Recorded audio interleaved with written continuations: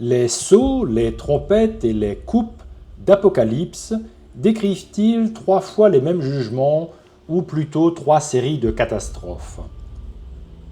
Lorsqu'on lit les descriptions des sceaux, des trompettes et des coupes, on peut se poser les questions suivantes.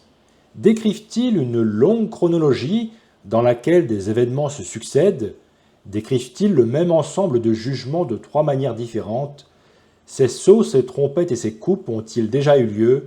Se produisent-ils maintenant ou dans le futur? Le livre de l'Apocalypse dépeint toute l'histoire de l'Église jusqu'à la fin des temps, et non pas uniquement des événements des dernières heures de la terre.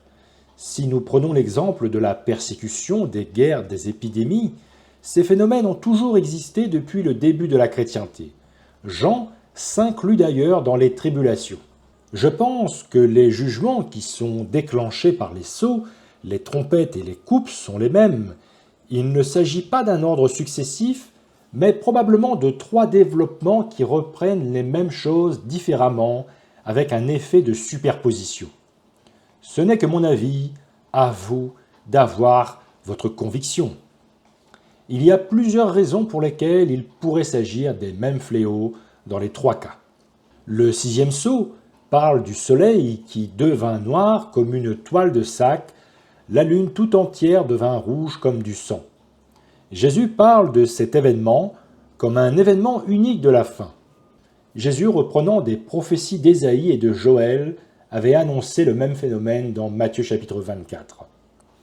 Aussitôt après ces jours de détresse, le soleil s'obscurcira, la lune perdra sa clarté, les étoiles tomberont du ciel, les puissances célestes seront ébranlées, c'est alors que le signe du Fils de l'homme apparaîtra dans le ciel. Ces signes dans le ciel sont des signes qui précèdent la venue de Jésus. C'est la résurrection et l'instauration du royaume, ensuite, de sorte qu'il n'y a plus de temps pour que les hommes non repentants vivent encore sur terre et reçoivent des fléaux pendant une période de temps. La 4e trompette, de son côté, crée le même genre d'effet que décrit par Jésus dans Matthieu 24 et dans le 6e sceau d'Apocalypse chapitre 6, versets 12 à 13. Le 4e ange sonna de la trompette, le tiers du soleil, le tiers de la lune et le tiers des étoiles furent frappés, de sorte que le tiers de leur lumière s'éteignit, et la clarté du jour, comme celle de la nuit, diminua d'un tiers. La 5e coupe, qui déverse le 5e fléau, semble elle aussi avoir le même genre d'effet.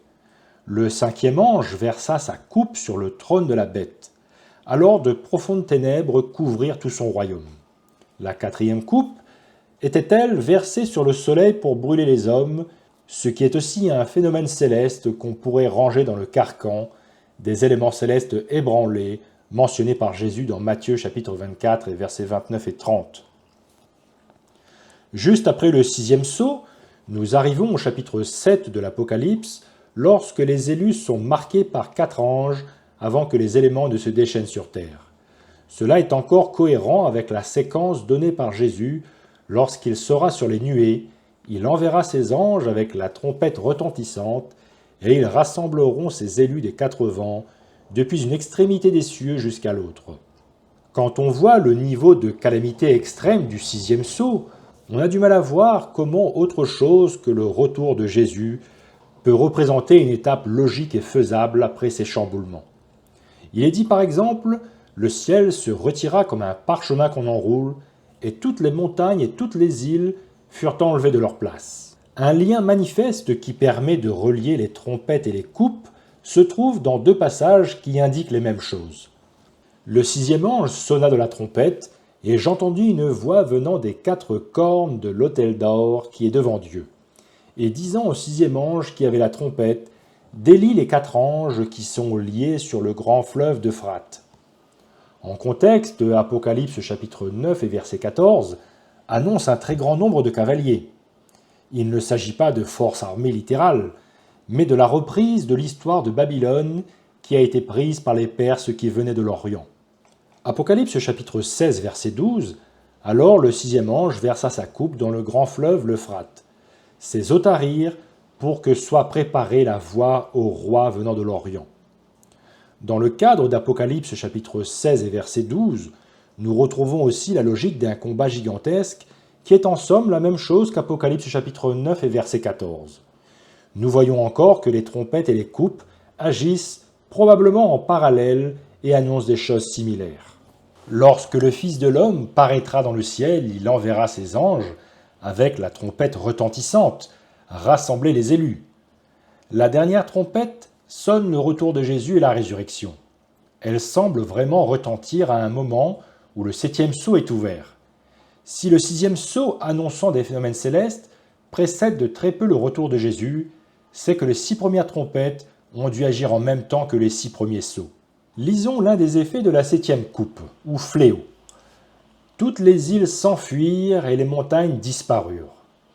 Maintenant, rappelons-nous l'un des effets du 6e sceau.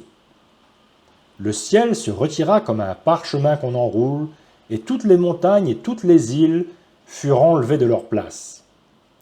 Nous voyons que si nous devions considérer les 7 sceaux, les 7 trompettes et les 7 coupes comme déclenchant des événements différents les uns des autres, nous aurions alors des catastrophes identiques qui se réaliseraient plusieurs fois. Cela voudrait dire par exemple que 2 fois, les montagnes et les îles seraient enlevées de leur place ou disparaîtraient. Nous savons, de par plusieurs passages, que la 7e trompette sonne le retour de Jésus et la résurrection. Pourtant, juste après la 6e coupe, les 7 coupes apparaissant après les 7 trompettes qui elles-mêmes viennent après les 7 sceaux, et juste avant la 7e coupe, Jésus dit ceci : « Voici je viens comme un voleur, heureux celui qui se tient éveillé et qui garde ses vêtements. » Nous comprenons ici que Jésus n'est pas encore revenu au moment du 6e sceau. Pourtant, si ce 6e sceau venait chronologiquement après la 7e trompette, Jésus serait déjà venu et il aurait déjà surpris un bon nombre de personnes. Le fait qu'il ne soit pas encore là après le 6e sceau semble mieux se comprendre si les 6 coupes agissent en parallèle avec les trompettes et les sceaux. D'ailleurs, la 6e coupe met également en scène les 2 témoins, qui représentent les croyants qui se repentent et rendent leur témoignage. Visiblement, les croyants sont encore en train de prophétiser à ce moment-ci et ne sont pas encore ressuscités avec Jésus comme le nécessite la 7e trompette. On remarque que la fin du 6e et 7e sceau, la fin de la 7e trompette et la fin de la 7e coupe sont très similaires les uns des autres. Apocalypse chapitre 8 et verset 5, pour le 7e sceau, il y eut alors des coups de tonnerre, des voix, des éclairs et un tremblement de terre. Apocalypse chapitre 11 et verset 19, pour la 7e trompette, alors s'ouvrit le temple de Dieu qui est dans le ciel, et le coffre de son alliance y apparut. Il y eut des éclairs, des voix, des coups de tonnerre, un tremblement de terre et une forte grêle. Apocalypse chapitre 16 et verset 18, pour la 7e coupe, alors il y eut des éclairs, des voix et des coups de tonnerre, et un violent tremblement de terre. On n'en avait jamais vu de si terrible depuis que l'homme est sur la terre. Il y a un fort effet de répétition dans l'Apocalypse, de sorte que les mêmes annonces sont déclinées plusieurs fois avec un effet de superposition qui apporte des informations et des éclairages supplémentaires à chaque fois. Le phénomène de répétition et de superposition semble en plus se poursuivre avec les 7 paroles prononcées sur Babylone dans Apocalypse chapitre 17 et 18. Les détails des calamités, qui sont en grande partie tirés de l'Ancien Testament, sont des clés de décodage. Ils ne doivent pas être considérés trop littéralement au point de nous faire perdre de vue la grande image et nous faire penser qu'il s'agirait d'événements différents.